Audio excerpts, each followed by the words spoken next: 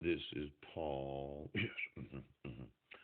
Um, there's what's known as the distribution, the transmission of the assets of a deceased person's estate. Yes, yes. To the heirs after all debts, claims, and taxes have been paid. And then there's a distribution of capital, the giving of a corporation's assets to the stockholders, thus depriving creditors of payment of their claims against the corporation. And then the district attorney, the prosecuting attorney of each federal district in the United States. Oh, district attorneys, all, also each state and some counties and some states call their prosecuting attorneys district attorneys. Oh,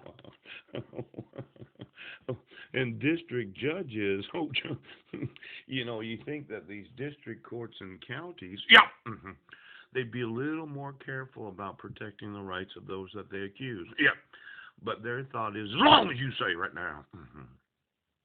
Well, let's look at this for just a second. My grandmother, Eunice Condit, passed away in 2017. Yes. And I would consider myself an heir. Yes. But nobody informed me where her corpse is. Poop. Didn't tell me what happened to her assets. Yes. And didn't give me any information about how they distributed her estate. Yes, it does. Could you find out what happened to all the assets of Eunice Condit? Yes, because I've documented elder abuse. Now, Elmer and Berna of Clallam County. It seems that Elmer and Berna got here in 1926. At least Elmer did. Yes, yes, yes. Brought Berna out in about the 1930s. Yeah. And I thought for sure that somebody's ripping me off.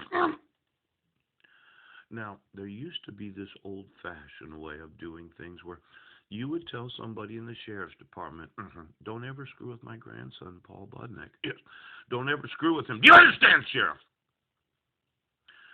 Now, as I remember Elmer and Burnham, because I did speak to Burnham when I was maybe 4 years old. He died in 1969.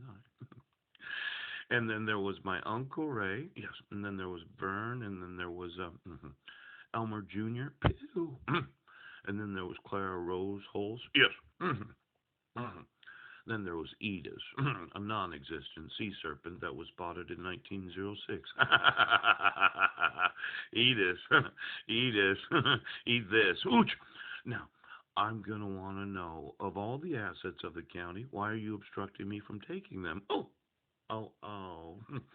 Then there was Raymond Arthur Arp, my biological grandfather. Let's go ahead. Died in a supposed logging accident. Ouch! But he had numerous kids. Could you get me all the Arp relatives? Yes. See, when I was approximately 11, 12 years old, yes, he did. My mother got a phone call from one of her half-sisters or half-brothers. Yeah. It seems that Raymond, yes, that had been married to Eunice. Yeah.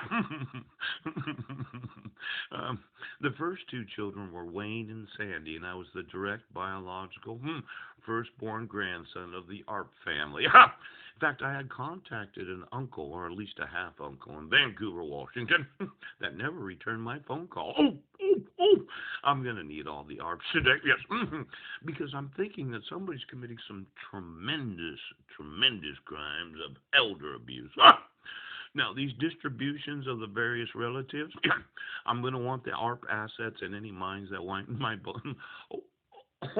Look at Coeur d'Alene Lake. I've been wanting to have ownership of Idaho. Boop! Could you get me all the silver mines? Yes, and all the silver being manufactured in the United States of America. I thought that I would get into mining today. I'd like to know the ownership of every silver mine. Oh, it's Coeur d'Alene mine.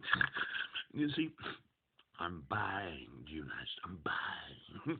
I'd like to have ownership of all the known silver and gold mines in the United States of America.